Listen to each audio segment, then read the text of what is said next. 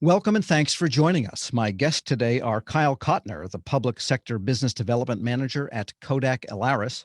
Michael Leahy is the Secretary of Information Technology for the state of Maryland. Ian Grossman is the Vice President of Member Services and Public Affairs for the American Association of Motor Vehicle Administrators. And Charles Norman, the Registrar of Motor Vehicles for the state of Ohio. It's good to have you all with us today. And our main topic is Real ID, which is an program of the federal government and Congress that goes back so many years that I think sometimes people in the public that drive and have IDs are still surprised that Real ID has not taken hold nationally, and there's still a lot of work to do. So we will start with Michael Leahy for the state of Maryland. Tell us what the status is for Real ID in Maryland, what some of the challenges are, and what you're hearing from the federal government at this point. Certainly. Thank you so much, Tom. The state of Real ID in Maryland is progressing well. We have our complete implementation expected by October of this year.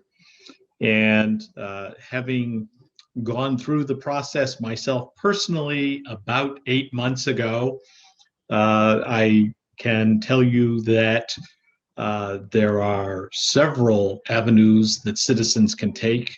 The original expectation implementation back in 2005, when the rules were passed, was a bit more cumbersome.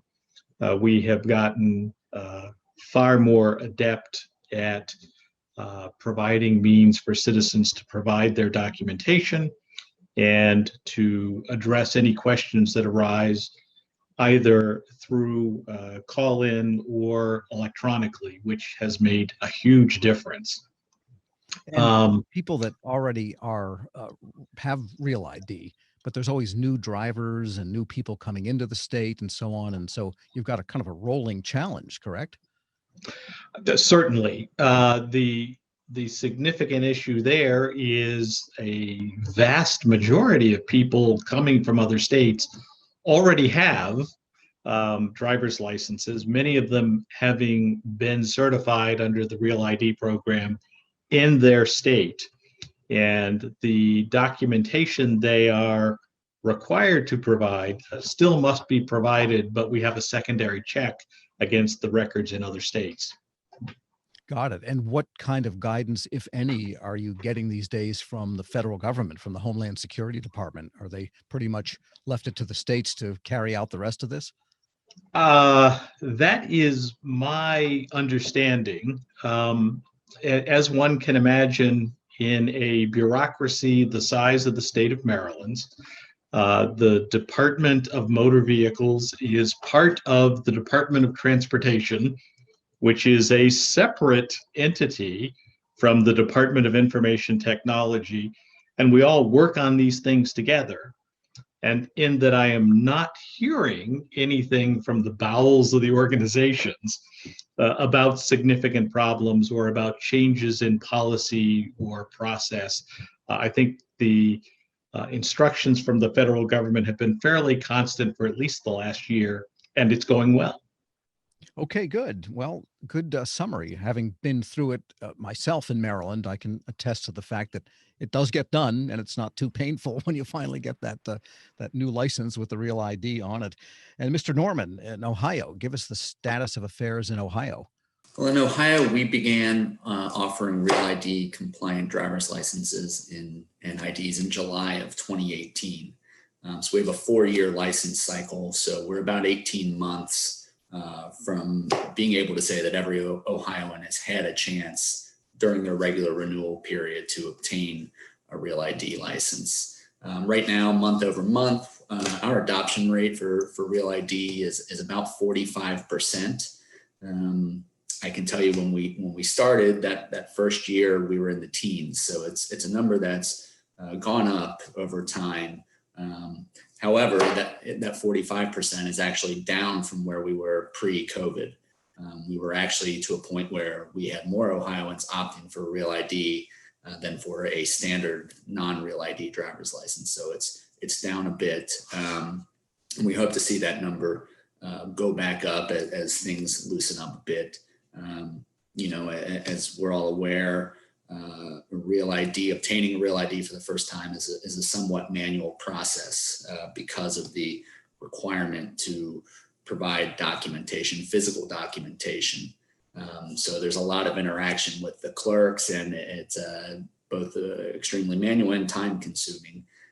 So we're sort of battling that, how do we encourage people to obtain a real ID license while at the same time we're sort of battling the challenges provided by COVID, where we're trying to the extent we can, keep people out of our offices and maintain social distancing and sanitation in the offices. So it's a challenge. We're really looking forward to some of the updates in the Real ID Modernization Act and how that will really improve our processes and give us some opportunities to maybe make that entire process a little less manual. So, because the statutory deadline hasn't moved. That's right. In theory. Well, it was originally October of 2020, and it's now October 1st of 2021. So we have a little more time. That was extremely helpful. And were it not for that changing, I don't know how states would have been able during COVID to really get by. Interesting. Okay, we'll move to Mr. Grossman. And of course, you are an association of types of organizations that everybody professes to hate, but they can't stay away from because they like driving. So what are you hearing nationally from the members? What does it look like from that macro picture to you? Sure. So I think you heard from Michael and from Charlie, who we're fortunate also serves on AAMVA's board of directors as one of our representatives. Everyone is in a little bit of a different place, just as you heard difference between Maryland and Ohio. And then if you scanned all of the states, you would see different levels of implementation. At a macro level, everybody is on track to be compliant with the DHS regulations to produce real IDs and provide them to their customers, which is a different compliance milestone, if you will, than that October 21 enforcement deadline that was just referenced, which is really about when will the federal agencies, most notably TSA to board commercial aircraft, enforce the fact that someone has to have real ID documentation if they're going to use their driver's license to get on an airplane. Of course, you don't have to use your driver's license. There are other acceptable forms of identification. But as you look across the states, you see all of those different levels of implementation, from the Marylands and other states that were earlier adopters who are further into the maturation of implementing the program. I think Charlie's example is kind of in that middle phase of, they've been doing it and they're making great progress. And then you have others that have further to go, but are well on track to implement. And I think the other difference that you also heard a little bit in between Michael and Charlie, when Charlie talks about the percentage of adoption, Ohio offers Real ID as an option for their driver's license. You can have a Real ID compliant driver's license or ID card or a traditional legacy type product. Whereas in Maryland, you cannot opt out of Real ID. If you qualify for Real ID, you have to get the Real ID. And there are a number of states that fall into either of those two buckets. So that's one of the other differences that different states have to grapple with, is they're communicating with their citizens in terms of how to go through the process. Interesting. And before we move to Mr. Kottner, I just wanted to ask you, Ian, what basically, just for the audience that will be watching this that may not be directly involved with Real ID, but have similar technical challenges of integrating lots of information into a verifiable type of format, because I think that's a common problem across many agencies. Just review for us the Real ID process, what's involved to make a Real ID that's federally compliant. Sure. The differences between Real ID and, say, the traditional identification process is it starts with the requirements in terms of the original documentation that you have to bring in the application process. And that's some of that manual process that Charlie was alluding to, where frontline clerks are having to review birth certificates, passports, social security cards, and they have to accept them. They've got to verify that they're legitimate credentials, and they do that both by verifying it back with the source that produced that document through networks that we have where a DMV can talk to, say, the Social Security Administration and say, is this a legitimate Social Security number?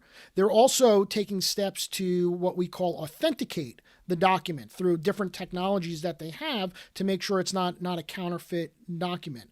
And then they have to be able to store and keep all that data for DHS audits and record keeping. And then the additional requirements of Real ID that was different from previous had to do with the production of the card itself, how it looks, how it's marked, the type of facility that it's produced in, and the security around those facilities, as well as everything from background checks to the employees that touch the different part of the process. So that's, I think, kind of at the high level, what's different before and after Real ID would fall into many of those buckets. Okay, excellent. And Kyle, why don't you tell us what it looks like from the Kodak Alaris standpoint? You do provide a lot of the pieces and parts to make all of this happen, but what does it look like nationally, and what kind of advice are you finding people need these days? Thank you so much, Tom. Yeah, no, I could actually echo all the previous statements that were definitely made. But what I'm hearing basically on the ground is there's kind of a paperwork bottleneck happening. This is a huge administrative burden, if you think about it. All these different documents need to be processed, and they need to be processed in a way that organizations such as Ian will understand. These documents need to be obviously clear. They need to be accurate. So I've noticed on the ground, from what I'm hearing, is that there's a lot of just administrative burden. But some states are doing much better than others, I will say. I'm not here to throw any states under the bus, of course. But so just personally, when I moved from the Commonwealth of Virginia to the state of Texas, Commonwealth of Virginia is much later to the game on the Real ID process than the state of Texas. So when I came to the state of Texas, I had to obviously get all of my paperwork in order, birth certificate, passport, and then utility bills, just basically prove that, hey, this is where I live. So that's what I am seeing, that some states are much quicker than others. And if you just look at the state actually right above me, the state of Oklahoma, they just implemented the Real ID basically process a year ago. And with COVID and such, it's just going to take them much longer. And there's a huge backlog within the state of Oklahoma. And if you go up to the state of Minnesota, they hit a pause on expiring driver's licenses last year. So you can go over a year. And that's 300,000 people that are now going to be rushed when everything finally opens up. It's going to be rushed to get their ID, their driver's license, which would be Real ID compliant. So I'm hearing basically there's a huge administrative burden, and basically just what's important is that the documentation is processed quickly and efficiently, which can be real tough, to be honest with you. Yeah, so it sounds like there's a combination of issues in the process here. One, even though once you have a Real ID, that will enable lots of digital interactions down the line, but to get to that point, you need to have physical documents that have to be verified and handled and scanned and so forth. And you also have to have an in-person presentation of them. And so we have pandemic. Is that a good way to characterize? Exactly, Tom. Exactly. So yes, so it's not just like in the old days that, hey, I just need to renew my driver's license. I'm just going to go online and do a quick process. No, I actually have to go to the DMV now, or the DPS, depending on what state it's called. I need to go to this location and bring all these documents, and it's going to be very time consuming.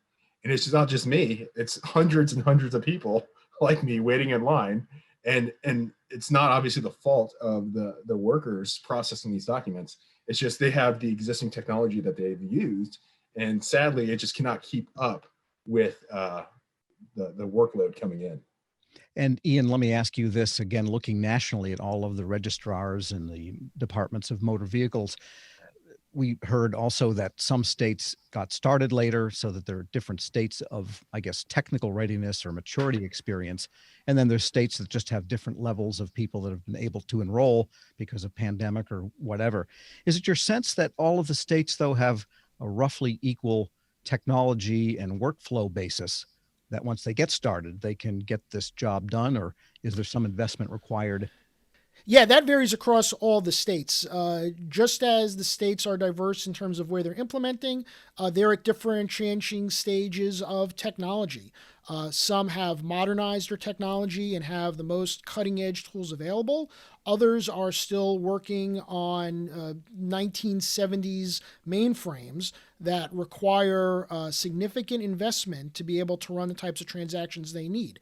And just the same, they have different resources available to them from their state legislatures and other budget funds to be able to invest in the technology tools that they need at the counter, and also the human resource of the frontline employees. How many can a state afford to pay and pay during the hours? And especially, in this past year, with the restrictions of in-office transactions that the pandemic has presented and controlling the amount of people that can be in a branch office at any given time, that's also been a different impact based on the differing regulations that we've seen during the health crisis. So I would say, to answer your first and foremost question, Tom, no, not everybody is starting from the same starting line.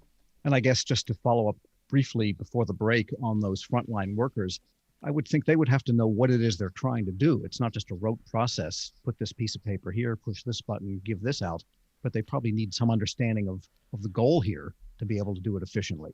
Absolutely. And I think that's where, and Charlie and Michael could probably talk more specifically to it, but I think we have seen pretty general holistic success of the ability to train and prepare those frontline employees to do those transactions, that they understand that the Real ID, which goes back to the Act in 2005, why the process was changing, and providing the training on the new technology. It's more, the difference is, do all the states and all the offices have access to that technology? But I do think there's been more widespread success in training the employees to use the technology and implement the new business processes.